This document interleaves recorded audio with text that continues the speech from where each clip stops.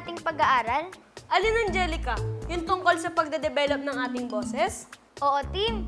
Kayo mga bata, siguro may idea na kayo sa pag-aaralan natin ngayon, no? Ipagpapatuloy natin ng pag-aaral kung paano makakalikha ng maayos at magandang tunog gamit ang ating boses. Dito sa Kantahan Na!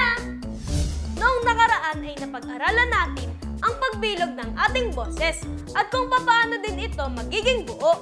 Ngayon, aawitin natin ang mga vowel sounds sa pamamagitan ng ating napag-aralan.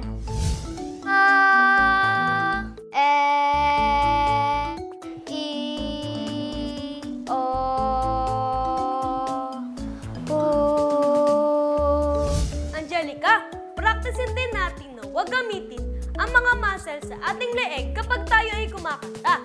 Siguraduhin diretso at relax ang ating leeg. Pwede rin gamitin ng lungs sa pag-practice ng voicing.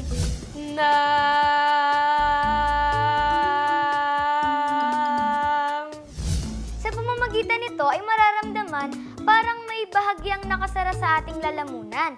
At practicein din ang pagbigkas ng A. Parang yung ginagawa natin kapag nagpapacheck up tayo ng ngipin sa ating mga dentista. Gaya nito.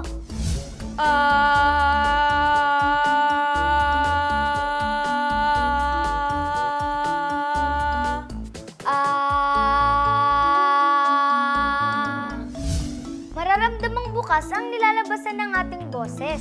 Sa pamamagitan ng mga pattern na ating napag-aralan, madadevelop ang ating boses. Lalo na kung palagi natin gagawin. Siguraduhin natin wasto ang ating mga paraan.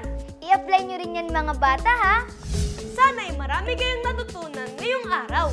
Sana ay samahan nyo ulit kami sa muli nating pagsasanay kumanta dito lang sa Kantahan Na!